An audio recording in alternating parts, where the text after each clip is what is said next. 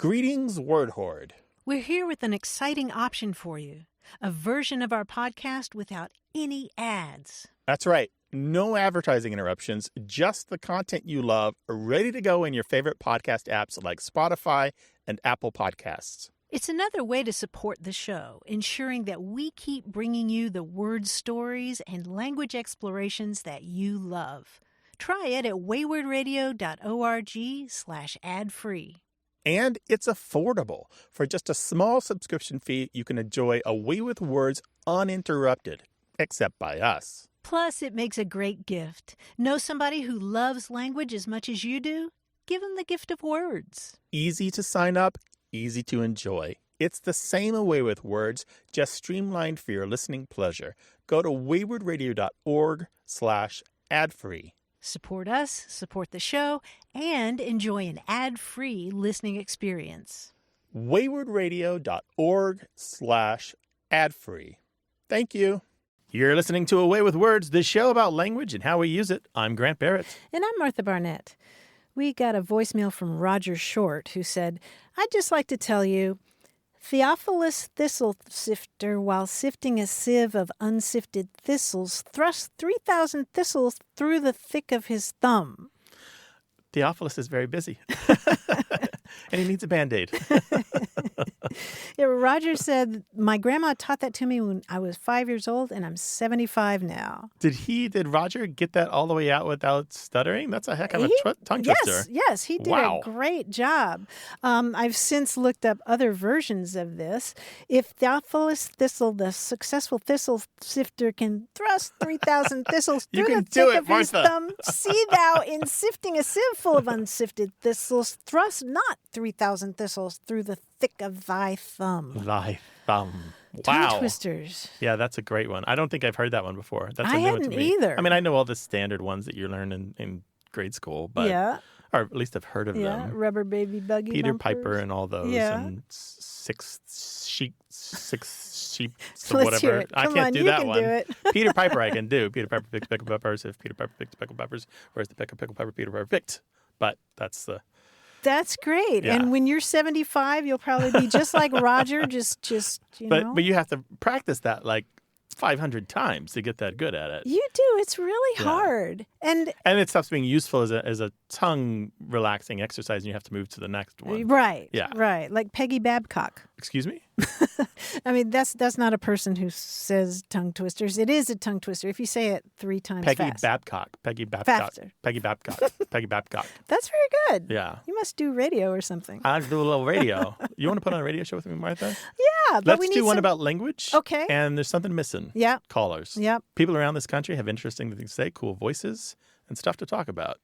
877-929-9673. Email words@waywardradio.org or talk to us on Twitter at WAYWORD. Hello there. You have a way with words. Hi, Martha. It's Barbara Parrish from Seattle, Washington. Hi, Barbara. In early December, I went to a white elephant holiday party. And at this party, my choice of gift, I unwrapped it, and the girl sitting next to me, and it was a multi-tool.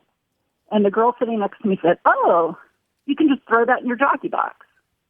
And I looked at her real quick, and she completely got so embarrassed right away. And she said, oh, I mean, you can throw that in your glove compartment. And I said, oh, where are you from? And I would not have known to ask that question had I not just, listened to, so many of your shows in a row. Right. And so she said, I'm from Montana. And I said, so does everybody use that word there? And she goes, I don't know, but my dad sure does. So I immediately thought of you guys. It was just so fun. It just got served up to me on a platter. Served up to you on a platter. It worked, Martha. Yeah. You don't have that. You're not from Montana and you don't say jockey box. I've never heard it. Where are you from? I'm from Sacramento originally. Sacramento, okay. This is kind of a classic American dialect term. Mm-hmm. This is a really good example of the kind of term that we would bring out speaking at schools or kind of introducing people to the show, or the concept of Americans don't speak all the same. We don't all have one language. And this is because jockey box is used pretty much in one part of the country, in the American Northwest. So Montana, definitely. Yeah, Wyoming ding, ding, ding. and Washington State and Idaho and Utah. And the reason it's used in those places is because those are places that were settled by people who rode wagons out west. And because a jockey box originally was a box usually beneath the driver's seat that had small articles in it, like tools, for example, maybe a multi-tool. But the little things that you might today put in your glove box or your Glove compartment is what I called it growing up. So under the driver's seat of a wagon pulled by horses, all the little articles that you need. Yeah, it makes total sense. And I've lived in Seattle now since 2004. Yeah. And I guess it's a sign that I should probably get out of the city more than I do, but I've never heard that expression ever. And it was just so delightful. And it makes total sense. Yeah, so it's not universal in the American Northwest. It's just more common there. And you're definitely going to hear it more in places that aren't populated by people who've moved there from somewhere else. There's a little footnote here, too, that in the American West, traditionally, a jockey box on a chuck wagon was where they would put the horseshoeing equipment. So ropes or the stuff to hobble a horse while you put new shoes on them. So there were different varieties of jockey boxes. And, of course, the word jockey refers to what we know as jockey in horse racing. A jockey was the person who rode a horse, right? So that's why you call it the jockey box. The main person in control. Yeah, and then you get those newfangled horseless carriages, automobiles. So you borrow some of the language from the old equipment and you apply it to the new equipment. I love it. I love it. And I love your show. It's just been when I discovered it, it was just exactly sort of what I needed at that time. I'm glad to hear and that.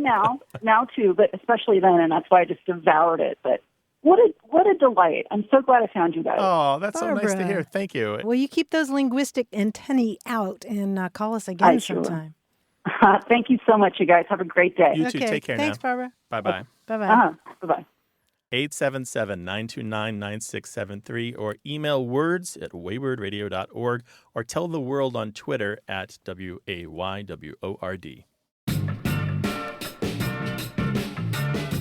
You know, there's that tongue twister that goes, she sells seashells by the seashore, the shells she sells are seashells, I'm sure. So if she sells seashells on the seashore, then I'm sure she sells seashore shells. Yeah. Right? Mm-hmm. I did not realize that some people claim that tongue twister was composed in honor of Mary Aning. An actual person. Yes, who was a 19th century English fossil collector and paleontologist. She's got a fantastic story, Mary Aning, Anning. She and her dad lived in a coastal town in southwestern England and would sell curios to visitors who came by. And these were fossils with colorful local names like snake stones and that kind of thing. And she ended up making some huge contributions to the study of paleontology. And in fact, 163 years after her death in 2010, the Royal Society in Britain included her on a list of 10 British women who have most influenced the history of science. This is ringing a bell. And there's no firm evidence that had to do with her. But how nice that would be if that were true. Yeah. That you would have a part of the English language history in that way. And when she was alive, for most of her life, she did not get recognition, but she made these big contributions to science. So Google Mary Aning, Anning. That sounds like a movie that needs to be made. Father and a daughter with these curious habits and strange pastimes and passions out there combing the beach, and their habits turn into science and the history of the planet. Yeah, maybe Scarlett Johansson and Bruce Dern. There we go. Perfect. What a pairing. 877-929-9673. Hello, you have a way with words. Hello. This is Marge Cusho. Marge, where are you calling us from? Greenfield. It's a suburb of Milwaukee, Wisconsin. Well, welcome to the show, Marge. What can we do for you? Well, when my friends talk about their wild adventures when they were young, I always say, I never did those things. I didn't like breaking the rules. I guess I'm a goody two-shoes. And then we got to wondering the origin of that expression and what it really means. I think it's a little derogatory in that you sound kind of prissy and all, but I'm not real sure. Yeah, well, the story of the term goody two-shoes is really interesting both from a historical point of view and the fact that there are a couple of linguistic twists at the end of it. The most famous Goody Two-Shoes was the subject of a novel in the late 18th century. It was called The History of Little Goody Two-Shoes. This was a time when there was a real fad for kind of rags to riches stories, and stories in particular of young, impoverished women who were really, really well behaved, and their virtue was eventually rewarded. And that's what happened in this novel.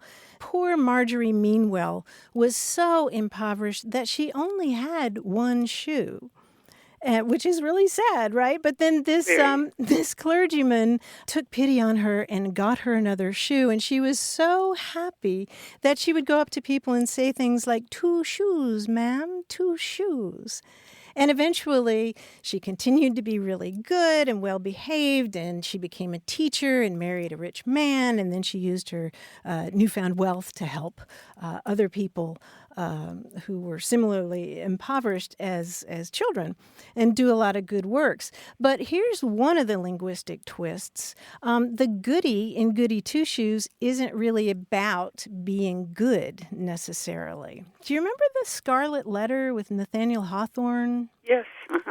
Remember how some of the characters were called Goody, like Goody Mortimer? Oh, I don't recall that, but sure. Yeah. There was, back in the 16th, 17th century, there was a polite term of address, especially for people of lower social status, which was Goody. And for men, it was Goodman. So I would be Goody Barnett and Grant would be Goodman Barrett. And so the Goody in the case of Goody Two-Shoes was actually like Little Miss Two-Shoes. But there was also, of course, the idea that she was good. But here's one other linguistic twist, which is that that's not even the first appearance of Goody Two-Shoes in English literature. There was actually a poem back in the 1600s, late 1600s, that sarcastically referred to a woman as Goody Two-Shoes. But in any case, as you said, it's kind of a slightly derogatory term.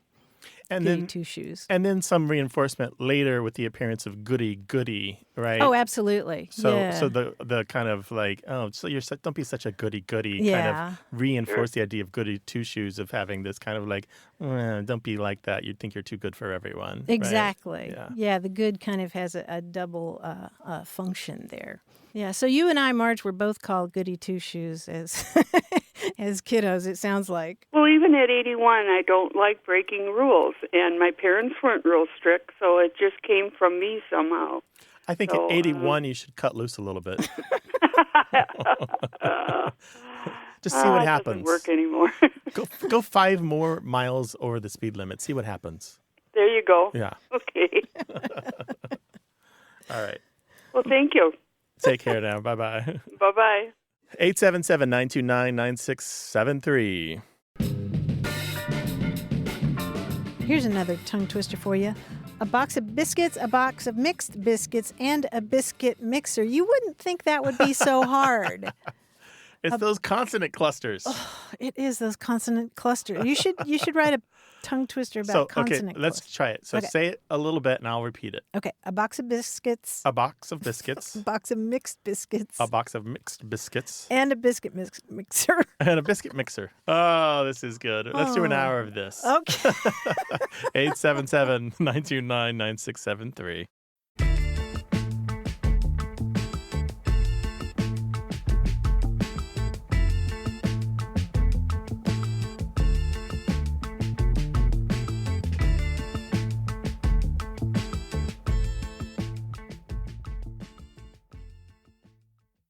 Hey, we've got something special for those of you who love our show but could do without the ads. That's right. Imagine a way with words, the same engaging conversations, the same deep dives into language without advertising interruptions. We're talking about our ad-free podcast feed. It's sleek, clean, and it's just for our supporters. It's at waywardradio.org/ad-free. It's inexpensive, easy to sign up for, and works with all major podcast apps like Apple Podcasts and Spotify. It's an affordable way to support the show and get a seamless listening experience. And if you're feeling generous, why not give a subscription to another Away with Words fan? That's waywardradio.org/ad-free. Sign up today. Your support means the world. waywardradio.org/ad-free. Thank you. You're listening to Away with Words, the show about language and how we use it. I'm Martha Barnett. And I'm Grant Barrett, and we're joined by our quiz guy, John Chinesky. Hello, John. Hello, Grant. Hello, Martha. How are you? We're doing great. How about Great. you? I'm just fine. This quiz is, I think it should be very amusing. The word boomer used to mean baby boomer, that is someone born between 1946 and 1964. But lately, many people use it to mean older person who is out of touch. Anyway, I'm hopping on the latest linguistic tick before it fades away. It occurred to me that a dismissive okay just seems that much more dismissive if you pair it with an word. For example, a friend of mine who was the former mayor of Bangor was explaining to me how superior his state was to mine, to which I said, okay, Maynor, you got it? Yeah. Mm-hmm. That's what we're going to do. Give me the two-syllable ER person I'm dismissing in each of the following situations. Here we go. I was sunning myself on the gable of my house the other day when a guy working nearby starts telling me, asphalt shingles are really superior to tile and metal. So I said, Okay, roofer? okay, roofer. Okay, roofer. Yeah, that's what I said. I was riding a ferry on Lake Superior the other day when a guy tries to tell me that Sault Ste. Marie is really the prettiest town in northern Michigan. So I said, Okay, Youper. okay, Youper, indeed, the Upper Peninsula of Michigan. I was digging for gold the other day when my coworker tells me, we had much better pickaxes 40 years ago. So I said, Okay, minor. okay, minor. Okay, 49er. Nice. 49, sure. I just kept going. I was at a food expo the other day when Mr. Peanut, the late Mr. Peanut, the Planters mascot, almost bumps into me saying, get out of my way, I can barely see in this thing. So I said, Okay. Goober? okay, Goober. Yeah, that's right. I was taking an aerobics class in the 1980s the other day when this device on my belt starts making a racket and the display says, call the office. So I said, Okay, pager. okay, pager, right? Or okay, beeper would have been fine, beeper, sure. yeah. I was working at the circus the other day when one of the acrobats yells at me, we're trying to practice our somersaults here. Move! So I said, Okay, Tumblr. okay, Tumblr, right. Finally, I was reading my fan mail the other day, and a letter said, you should do more wordplay on the radio. I find your games to be questionable. So I said, Okay, punster. okay, punster indeed. Yes, perfect. I'll get right back to answering that email right now, as a matter of fact. Thanks very much, guys. You were great. Okay, jokester. Okay, nicely quizster. done. Okay, listener, we'd love to hear from you about any aspect of language whatsoever, so give us a call, 877-929-9673, or send your emails to words@waywardradio.org. Hi there, you have a way with words. Martha, Yes. this is Tim DeMulder in a little town in upstate New York, Unadilla, New York. Well, Tim, what would you like to talk with us about? My grandmother, I don't know if this has anything to do with it, but she immigrated from England, from Nottingham, England in 1907. She came in Ellis Island, and my family all knows this term. She used to say, it's a great life if you don't weaken. And I'll say it to people, and they'll kind of look at me cross-eyed, or they're like, what'd you say? And then I repeat it, and some people, kind of acknowledge that, and other people kind of like, I don't get it. But we've always said it here. It's a great life if you don't weaken. Yes. All right. So here's the thing. Around 1914, actually in 1914, this catchphrase exploded in the English-speaking world on both sides of the Atlantic. Just blammo. We're talking wartime. I don't know where it came from. I have some ideas, and I'll express those in a minute. But in 1914, everyone was saying it's a great life if you don't weaken. Or they were saying it's a gay life if you don't weaken, or it's a good life if you don't weaken. But some variant of it's a great life if you don't weaken. I mean, it's all over the newspapers. It's in every comedian's routine, vaudeville. People were saying this. It was in soldiers were saying it. It was just the thing to say. And I don't know why. And none of the catchphrase hunters, and they're out there, these are people, they're all weirdos like me. They hunt these things up and try to prove their origins. They don't know why either. But 1913 and before, no evidence of it whatsoever. 1914, blammo. The first use I have is in March of that year, and it's from a theater person. Actually, the first few uses that we have are from theater people, all on the East Coast of the United States. And then before you know it, it starts showing up from soldiers, and it starts showing up in newspapers and sports writers and here and there. And then everyone's saying it. And the general gist of this expression typically was it imparts the idea that life is great if you can keep your health. But there's also a little bit of irony to it, a second meaning that if you can avoid giving into vice, if you can avoid giving into self-indulgence. So there's like two layers to this. You actually have letters from the trenches, guys writing home from World War I, using this line as they're being shot at, more or less. And, they're in the mud saying, it's a great life if you don't weaken. And that's the utter irony, because it's not a great life. And they are being the ultimate in strength. It reminds me of that expression, nice day if it don't rain. It's sort of like duh. Yeah, exactly. It's a little bit of that. That's everything that I know about that. Well, thank you so much, you guys. It's been such a pleasure. All right, take Tim. care now. Thanks. Bye-bye. Don't weaken. It's a great life. You don't weaken. You guys take care. Bye-bye. All righty. Bye-bye. Bye-bye.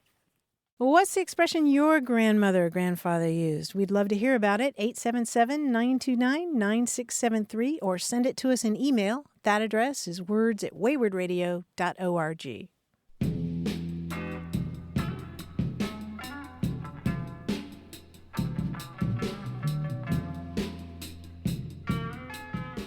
Billy James was the second son of William James, so that makes him the nephew of the writer Henry James. And Billy came to England in 1902 to visit with his uncle. And years later, Billy gave an interview to Henry James's biographer in which he described his Uncle Henry as this guy with a quick wit and a great capacity for affection. And he told the biographer that what he carried away from this visit with his elderly uncle was the memory of hearing him say, 3 things in life are important. The first is to be kind, the second is to be kind, and the third is to be kind. Which is great advice, right? Yeah. Be kind, be kind, be kind. The reason I set it up that way is that it's been attributed to Henry James. You see this all over the internet. Here's a quote from Henry James. We don't know for sure that Henry James said it, but our friend Garson O'Toole at Quote Investigator has done some digging. Garson's fantastic. Yeah, and he's pretty confident that that's where that quote originated. So we can trust Billy James's account of this. Yes. Okay, Yeah. That's fantastic. I love it when we can get to all these fake quotes going around, right? Mm-hmm. Actually, the quotes are so fake sometimes that people make them up to mock the fake quotes, right? Right. So you put a modern quote about computers on a picture of Abraham Lincoln. Exactly. Right? Exactly. Yeah, but that's a great resource that you and I both use, quoteinvestigator.com. Yeah, quoteinvestigator.com, right? Mm-hmm. 877-929-9673.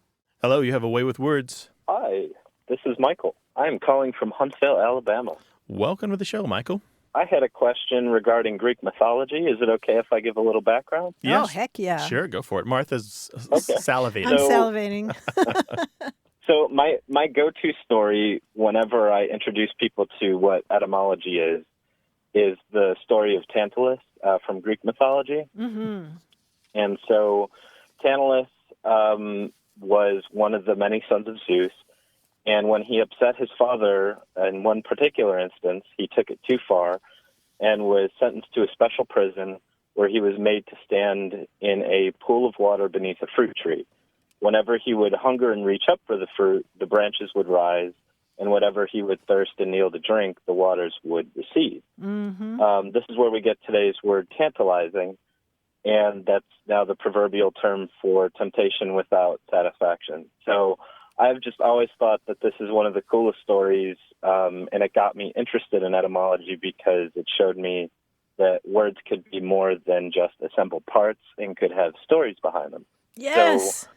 So I would love to know what other words might have stories behind them from mythology, whether it's Greek or not. Oh, yeah. Michael, you're a kindred spirit. Yeah, I love the story of Tantalus because it is one of those light bulb moments, right? When you realize the origin of this word, and it's this really vivid story. Yeah, it's exciting.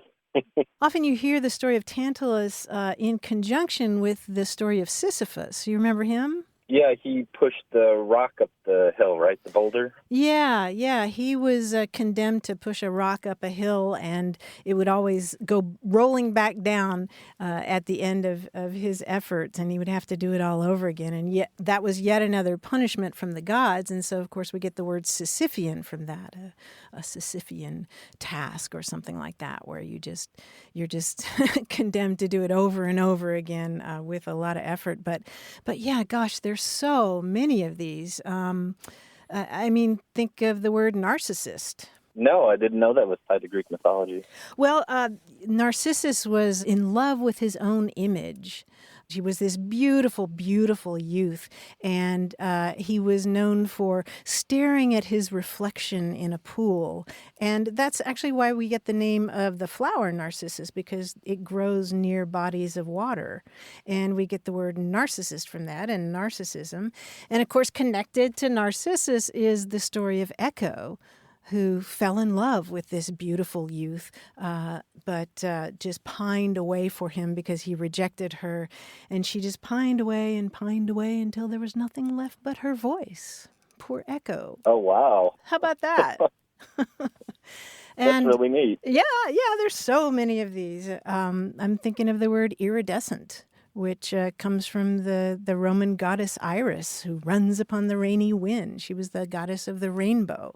And, of course, in Spanish, we get arco iris from that, the word for rainbow. So there are lots and lots and lots of these. And you've talked about Stentorian on the show before as well. Yeah, the man who had a voice of 50 men. Mm-hmm. Yeah. And she can go on and on. We could do hours of this. That last one you said was Stentorian? Stentorian. Yeah. Stentor in Homer was a guy with a really, really loud voice. And so you get Stentorian, the adjective, which describes a really strong voice. Oh, wow. Okay. So you said that you were explaining etymology to people? It's really because of this show. I try to get people interested in the show, and the easiest way for me to convey what it's about is to give them a story behind a word to convey that, words have history, words have meaning beyond necessarily what we use them for. Right. Yes. And so that was always my go-to example because it was the one that got me originally interested. So, Michael, I'm going to equip you with something that will help you when you're recruiting people to listen to the show. There's a book called From Achilles' Heel to Zeus's Shield, and it's by Dale Corey Dibley. That's Dibbley, published in 1993. You might find it on used bookstores or on one of the used bookstores online. So From Achilles' Heel to Zeus's Shield, and it's just filled with this, word histories from Greek and Roman myth. That sounds amazing. That sounds right up my alley.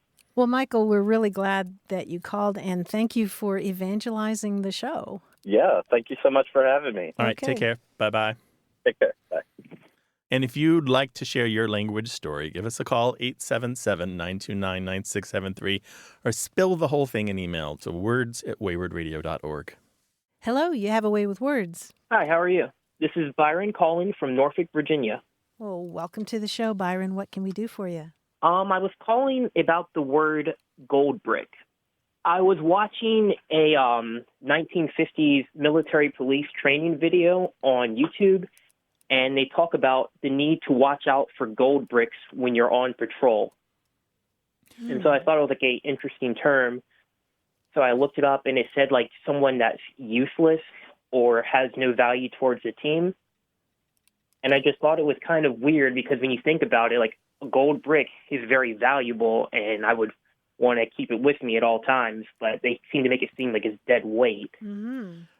Byron, what are you doing watching 1950s military training videos on YouTube? I just watch random stuff on YouTube, and it comes up on my suggestions because I like a lot of stuff about World War II and like Cold War and things like that. Okay. Because I pretty much, once you watch one of those on YouTube, I bet your feed is just filled with nothing but videos like that, right? Yes, I get a lot of them. All right. That's a fantastic place to run across terminology. Those videos where they just throw these terms out and they don't even realize that they're using a term that other people might know, that is something that a slang researcher like me loves because it's an unironic, unconscious use. They're not like winking at you when they use it. They're just like, it just blips right by, right? Right. It's just like their normal vernacular. Right. Yep. Okay. Yep. So in the context, this gold brick was something to avoid, something you didn't want. Right. Okay. The story is super interesting. I hope you love this, and we'll connect with that video in just a second. In the 1800s, there was this scam they would pull in the West during the mining days, during the gold rush, where people from the East would show up hearing about this gold rush, and these scammers would paint lead or other metals gold and sell it to these idiot Easterners as gold bricks. They would paint them gold colored and sell them sometimes for thousands of dollars as if they were actually made of gold and get away with it. Oh, wow. Yeah. So literally fake bricks of gold. And this scam became widely known. And so very quickly, to gold brick someone became a generic term for a swindle or a cheat. And then by World War I, a gold brick as a noun referred to a malingerer, that is somebody who pretends to be sick and isn't, or somebody who was sick and still kind of is in bed still pretending to be sick, or loafers or shirkers or soldiers who tried to evade duty. And this is where we start to intersect with your term. And by World War II, a gold brick was somebody who, especially an officer, who was seen by soldiers as soft or poorly trained, somebody who was dead weight in the company, somebody who was just like, you had to do everything for them, or they were too by the book in particular, somebody who only could refer to the manual but had no practical experience. And so I think that's probably what they were talking about in your manual. Somebody who just could not be relied upon when times were tough, when you were out there in the field and really needed to hunker down and to face the enemy head on. Do you hear that word much anymore? I kind of associate it with World War II or the 50s or something like that. I've only heard it from people who kind of know gold bricking as fooling around on the job, where you're just mucking about pretending to work but not actually doing anything at all. And it's gold brick as a noun rather than gold bricker? I've seen both, but again, as a slang guy, I'm not a really good example of somebody you can check my knowledge of everyday usage because I spend too much time in the dictionaries. Right. What about you, Byron? Do you run across it anywhere else besides that YouTube video? No, I have not heard gold brick other than that.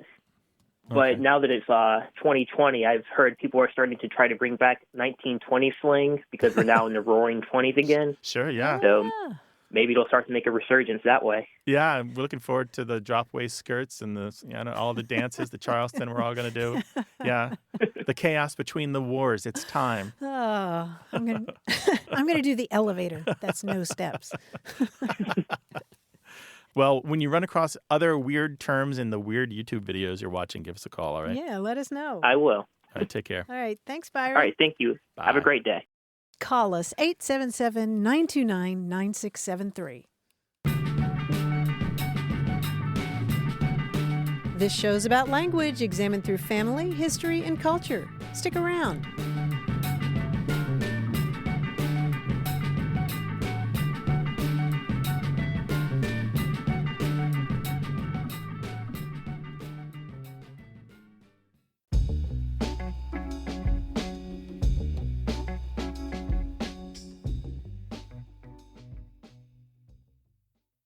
Got a minute? We need your help. Head over to gum.fm/words and share your thoughts in our quick survey. Your feedback matters. It's the backbone of our show's success. Thanks for making our show even more successful. That's gum.fm/WORDS. Thank you. You're listening to Away with Words, the show about language and how we use it. I'm Grant Barrett. And I'm Martha Barnett. A while back, we had a conversation about what would you put on your tombstone? How do you distill your Yeah. life into an epitaph? Who am I, and how am I going to tell the world about myself? Right. And we had a lot of listeners call and write with what they were proposing for their own epitaphs. We heard from Julie Phipps, who said, I've decided to put on mine, I enjoyed it. May I be excused? And there's a reason she did that. She says, I grew up in Texas, and I always had to say it before I left a meal that my mother had prepared for us. She's from a very small town in Mississippi, and boy, manners were everything. So whether it was broccoli or Brussels sprouts, whatever, I always had to say, I enjoyed it. May I be excused? So I always thought that would be a great epitaph. Yeah, that could be good, right? Yeah, I like that one. And we also heard from Seth in New York, who said that he was unfortunately faced with the responsibility of coming up for epitaphs for his parents. And he said that his dad, whether it was at a bar mitzvah or a wedding, he would always ask the band to play this one song. And the one song was You Are the Sunshine of My Life by Stevie Wonder. And Seth says, I used to cringe at it and think it was silly. And then his parents ended up passing away 12 days apart. So he had to come up with 2 gravestones. And on his father's side, the epitaph is, You Are the Sunshine of My Life. And on his mother's side, it says, Forever You'll Be in My Heart. Oh, how sweet is that's that? very nice. And one more from Sam Rittenberg, who lives in New York City. He says that his Uncle Jack took a trip to somewhere in the Southwest and brought back a snapshot of one of his favorite sets of tombstones, probably in the late 1940s. He writes, It was of a husband and wife who had been laid to rest side by side. On the wife's stone was written, Where are you, honey? And on the husband's, I'm right here, darling. Oh, that's very right? nice. I got choked up reading that. Yeah, that's very fantastic. I have great news for you, Martha. Yeah? If you want to read a lot more about this, Sure. there is what looks like the entire run of the Journal of the Association for Gravestone Studies at archive.org. What? There is such a thing? This is an academic journal. It's called Markers. Ooh. Yes. And it's all available at no cost at archive.org, issue after issue, page after page, including pictures and articles and discussions of materials and methodologies and experts talking about their field. And it is utterly fascinating. Utterly fascinating. What's the name of that journal It's called again? the Journal of the Association for Gravestone Studies, and the journal is named Markers. Where is that association located? I don't know. I don't really know. But it goes back decades. Decades of this journal. Oh, It's my wonderful goodness. at archive.org. Okay. Just well, look for it. There goes my weekend. You find out all kinds of things on this show. And you can find out the answers to your questions about language, so call us 877-929-9673 or email us at words@waywardradio.org. Hello, you have a way with words. Hi, this is Becca. I'm calling you from a little piece of heaven, Wimberley, Texas. I wanted to talk about an expression that my grandmother used to use. The way that I heard it was essentially kind of listening in on my grandmother talking with her lady friends, like back in the mid-60s when I was around 11. She would use an expression that sounded something like this. Well, my foot. My foot? Like the thing at the end of your leg? Yes.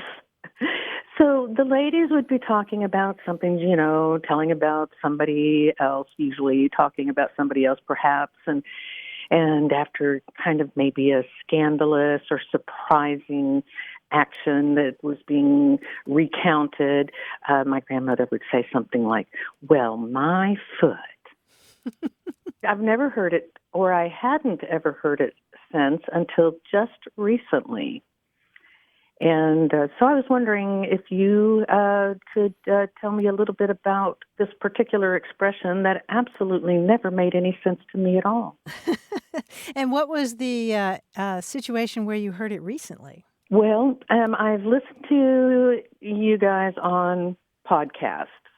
And Grant was telling you, Martha, some kind of a story, and it ended up kind of outrageous. And you said, well, my foot. I did? You did. And of course, it was a little dangerous because I was driving and my jaw hit the ground.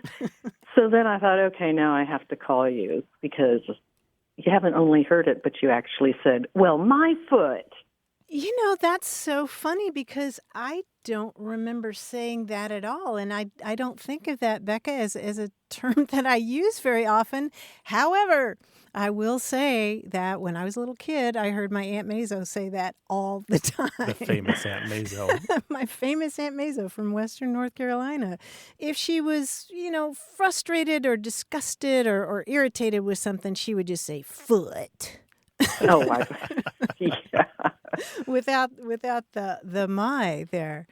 That must have been just sort of a little shard embedded in my psyche or something, because I don't remember saying that. But I can tell you that we're not the only people who say that. I mean, it's an expression that's been around, particularly in the South. Mm-hmm. And Becca, your grandmother, was it just simply an insertion of excitement, or was she refusing to believe what she was hearing? How did you take it when your grandmother said it? Well, it was usually something that she would say if something was a little scandalous. Mm-hmm. Like or my word, something like that? It was more like, oh, my word. I see. Uh-huh. Mm-hmm. Well, both foot and my foot used in that way is particularly common in the South and South Midlands of this country. And we're not really sure of the origin of it. There are a couple of different hypotheses floating around, one of which goes way back to the notion of a euphemism for Christ's foot. Oh. I don't know, Grant, do you have a strong feeling about either of those? One of the difficulties with this theory is that the God's foot, Christ's foot theory is that there's really several old. hundred, it's really old, and there's a several 100-year gap, whereas the my foot pops up at the same time as my elbow and my eye and these other bodily expressions, which were used for surprise or excitement or refusals to believe, or, where you're kind of discounting what the other person is saying. And then they all kind of pop up at once in American English. And so they kind of seem of a piece. Yeah, that seems more logical. It seems more likely, yeah. But they're all kind of ways of avoiding saying "my God," which are a kind of swearing. Right. I can't imagine Aunt Mazo even trying to, even thinking about that. I think she would never say "my God," right? She would have. Right. Yeah. So I'm thinking it was a more pedestrian, if you will, origin. Pedestrian, no pun intended. No pun. Well, you got it. Yeah. Well, thanks for calling that to our attention. We appreciate your calling. Yes, ma'am. Well, thank you. All right. Take care. You too. Bye-bye. Bye-bye. Becca. Thanks. 877-929-9673.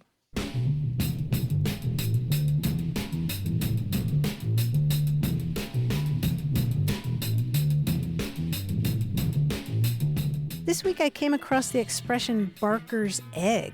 Do you know this term? Ooh. Barker's egg? Oh, this has got a flavor to it.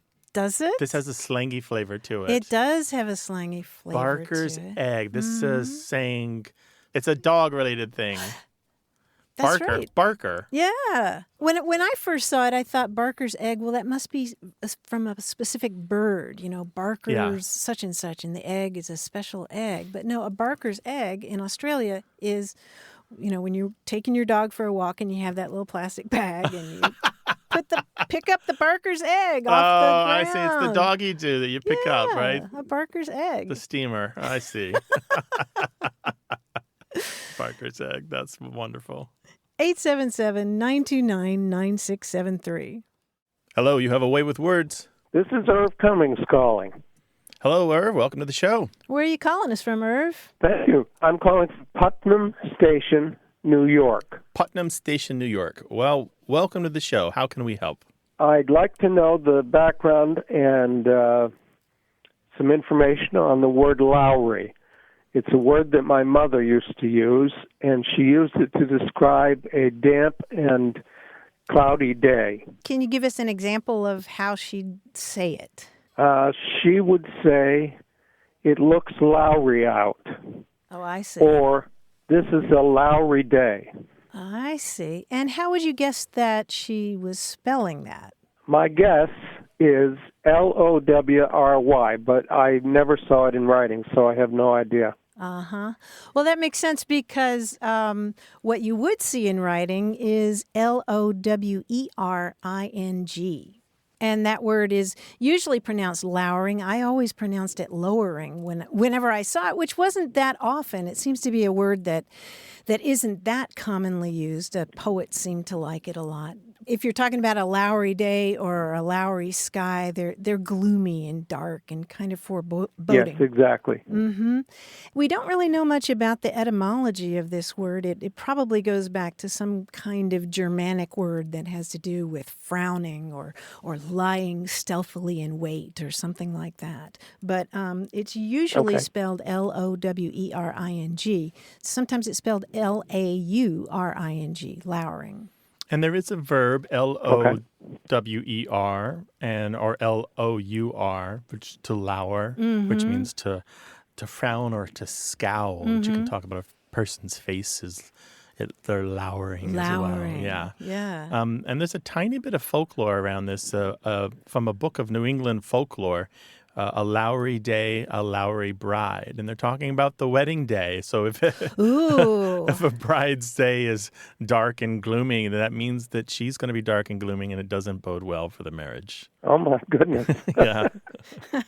Thank you so much for taking my call. Our we're pleasure. glad to have you. Call us again sometime. I will. All right, take care now. Bye-bye. Bye. One of those real lovely words that when you encounter it in fiction, you pause for a moment because you just know that the person that used it is a literate type. Yes. They've run across it, they've stashed it away and presented it to you at just the right moment in just the right way. Yes, the dark, lowering, foreboding sky. Right. It reminds me of the word gloaming. Whenever I see the word gloaming, in the gloaming. Same kind of word. Give us a call, 877-929-9673. Email words@waywordradio.org or talk to us on Twitter at WAYWORD. Hi there. You have a way with words. Hi, this is Jennifer from Chippewa Falls, Wisconsin. Hey, Jennifer. What's going on?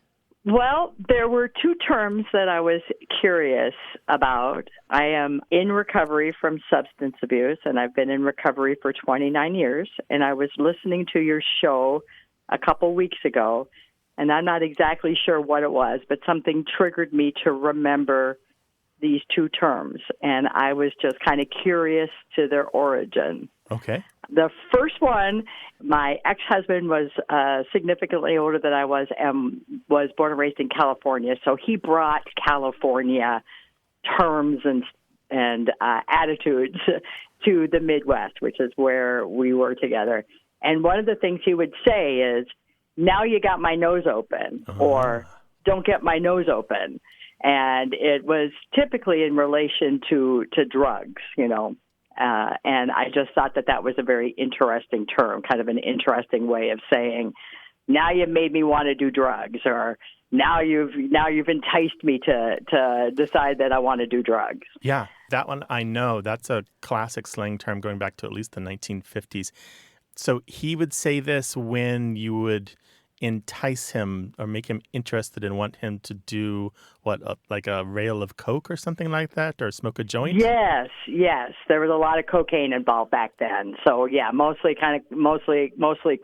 It's like, so maybe someone would come over and had it, but wasn't going to share it. And my Blue, the name of my ex-husband, would say, "Come on, man, you got my nose open." Right. Or yeah. Now, so you got me wanting it. Now, there's a couple other related meanings. There's a larger meaning of to have one's nose open in slang, and generally it's to be excited or interested in something. And in another context, to have your nose open is to be sexually excited or to be romantically interested in someone. And so to have your nose open means to be in pursuit of a romantic partner. Oh. Yeah, I've heard that as nose wide open. Nose wide open, yeah. Mm-hmm. Or another one is to be angry at somebody. To have your nose open is to be, intensely angry and ready for a fight. Nostrils flaring. Nostrils flaring, yeah. It kind of sounds like the jungle. Yeah, but in all these contexts, all of them is you're focused on a goal. You're focused and interested on a thing and in pursuit of something. Interesting. Yeah. What's your other term? The other term is bonnaroo, and I have no idea how to spell it. Bonnaroo. He would use it like, I've got some bonnaroo stuff, meaning it's really good. And I know that there is a festival called the Bonnaroo Festival. Yeah, now, that's right. Of course, I thought immediately that there was probably drugs involved with that, but that may not be so. It's connected. It's connected. So let's talk about the slang term Bonnaroo for a second here. It founded as far back as 1938 in a list of slang from San Quentin. They talk about Bonnaroo, and they talk about a Bonnaroo as a noun, and a Bonnaroo in 1938 in San Quentin was a really good job in prison. And in their case, they mentioned that having a job in the prison library was a Bonnaroo. But the Bonnaroo Festival, the music festival where you go to see live music, actually comes from the 1974 album Designatively Bonnaroo by Dr. John. Designatively is the words definitely, positively combined. And Bonnaroo supposedly comes from the French words bon, meaning good, and rue, meaning street, meaning good street. And he claims it was street slang in New Orleans in the Ninth Ward that meant the best on the streets. And so it referred to really good drugs. I'll be darned. Yeah. Isn't that interesting how all of that's connected? It's all connected. It really Now, is. the problem is that album came out in 1974. It's possible that slang was on the streets of New Orleans at the time. We have it in California in 1938. The Bonnaroo might have been floating around. It might not even come from French, but that's the story of that album from 1974. That's the myth of the word. That's what Dr. John believes it comes from. And perhaps it's the origin. And Who I knows? believe Dr. John spent some time in prison. Jazz has always had this underbelly association with the rougher side of life, hasn't it?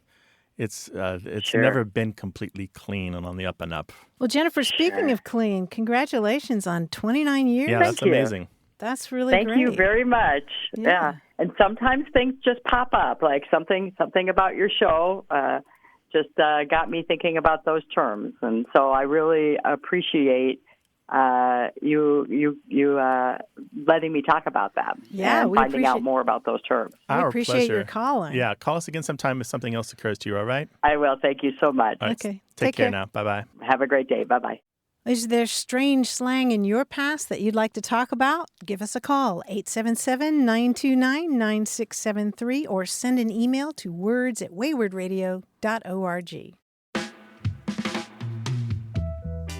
Thanks to senior producer Stephanie Levine, director Colin Tedeschi, editor Tim Felton, and production assistant Caitlin O'Connell. You can send us a message, subscribe to the podcast, get the newsletter, or catch up on hundreds of past episodes at waywardradio.org. Our toll-free line is always open in the U.S. and Canada, 877-929-9673. Or send us your thoughts to words@waywardradio.org. Away with Words is an independent production of Wayward Inc., a nonprofit supported by listeners and organizations who are changing the way the world talks about language. We're coming to you from the Recording Arts Center at Studio West in San Diego, California. Thanks for listening. I'm Grant Barrett. And I'm Martha Barnett. Until next time, goodbye. Bye.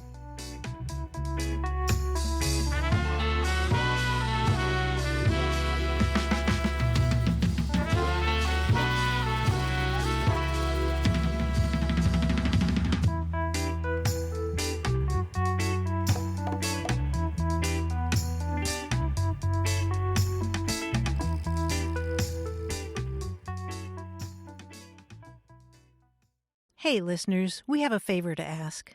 We'd love for you to fill out our listener survey at gum.fm/words. Your feedback is crucial. It's quick, and it helps us make our show even better. It shapes our show, helps us plan, and ensures we're bringing you the content you love. That's gum.fm/WORDS. Thanks for being a part of what we do. Thank you.